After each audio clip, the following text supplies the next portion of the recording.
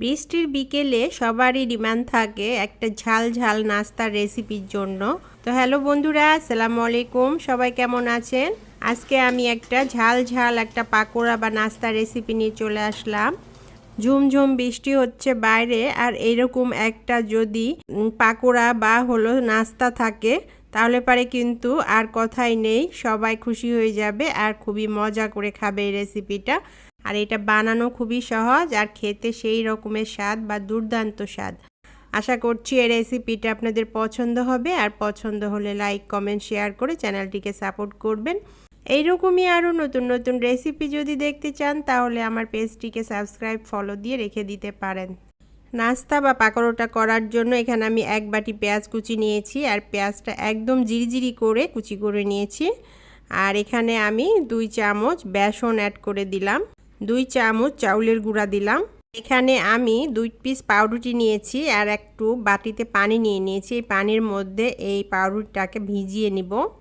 এটা যখন একটু সফট নরম হয়ে আসবে তখন এটাকে উঠিয়ে নিব, নিয়ে এটার যে এক্সট্রা পানি আছে সেই পানিটাকে চেপে ফেলে দিব। পানি থাকা যাবে না, তাহলে পরে পাকোড়ার ব্যাটারটা একদম নরম হয়ে যাবে। তারপর এই পাউরুটির অংশটা আমি এখানে দিয়ে দিলাম।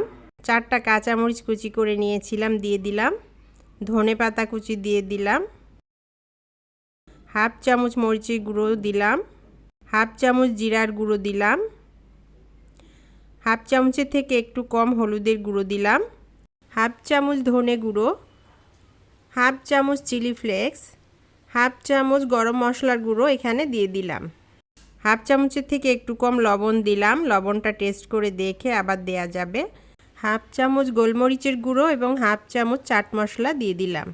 তারপর এখানে আমি পেঁয়াজ কাঁচামরিচ এগুলো মশলাগুলোকে একসাথে আগে খুব ভালোভাবে মাখিয়ে একটু সফট করে নিব। একটু নরম হয়ে গেলে তারপর সব কিছু একসাথে মিশিয়ে নিব। খুব ভালোভাবে এটা মিশিয়ে নিতে হবে। আর খুব ভালোভাবে মিশাতে এখানে আমি একটা ডিম নিয়ে নিলাম। ডিমটা আগে দিলেও হতো, আমার মনে ছিল না, তাই এখন অ্যাড করলাম। তারপর ডিমটা দিয়ে এই পাকোড়ার এই ব্যাটারটাকে বা ডোটাকে খুব ভালোভাবে মিশিয়ে মাখিয়ে নিলাম।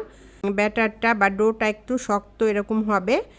এই ডোটা যদি নরম হয়ে যায় তাহলে এখানে কিছুটা বেসন কিংবা চাউলের গুঁড়া অ্যাড করে নিতে পারেন, কিংবা আরও একটা পাউরুটি অ্যাড করে নিতে পারেন, তাহলে শক্ত হয়ে যাবে। হাতে নিয়ে এভাবে আমি ছোট ছোট বলের আকার দিয়ে নিলাম, দিয়ে রেডি করে নিলাম।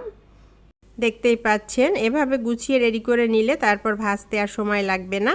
চুলায় আমি আগে থেকে বেশি করে তেল দিয়ে রেখেছিলাম, তেলটা গরম হয়ে গেছে। আর বেশি করেই তেল দিতে হবে, যেহেতু এই নাস্তাটা আমি ডুবো তেলে ভাজবো। তারপর যে বলগুলো বানিয়ে রেখেছিলাম সেই বলগুলো আস্তে আস্তে পুরো প্যানে ছড়িয়ে দিলাম, তবে একটু ফাঁকা ফাঁকা করে দিতে হবে যেন একটার গায়ে একটা লেগে না যায়। কিছুক্ষণ পর এটাকে আমি একটু নেড়ে চেড়ে উল্টিয়ে দিচ্ছি, যেহেতু এক পিসটা এটা ভাজা হয়ে গেছে সুন্দর একটা কালার করে। এক পিসটা ভালোভাবে ভাজা না হলে এটা উল্টাতে যাবেন না, তাহলে ভেঙে যাবে। তো এক পিসটা উল্টিয়ে গেছে, আমি এখন এগুলোকে উল্টিয়ে দিলাম, দিয়ে অপর পিসটা বা চারপাশে খুব সুন্দর করে মোচমোচে ক্রিস্পি করে এবং গোল্ডেন কালার করে ভেজে নিব। এটা ভেজে নেওয়া হয়ে গেছে, দেখতেই পাচ্ছেন। এখন আমি এগুলোকে উঠিয়ে নিলাম, নিয়ে একটা প্লেটে সার্ভ করে দিলাম। বন্ধুরা, ঝুমিয়ে বাইরে বৃষ্টি হচ্ছে, আর পরিবারের সবাই যদি কোনো নাস্তার জন্য বায়না ধরে তাহলে এই নাস্তাটা ঝটপট বানিয়ে দিতে পারেন, সবাই খুশি হয়ে যাবে। একবার হলো আপনারা এই রেসিপিটা ট্রাই করে দেখবেন। বাচ্চা বুড়ো সবাই কিন্তু এই রেসিপিটা পছন্দ করবে, বাচ্চাদের টিফিনেও দিতে পারেন এই নাস্তাটা।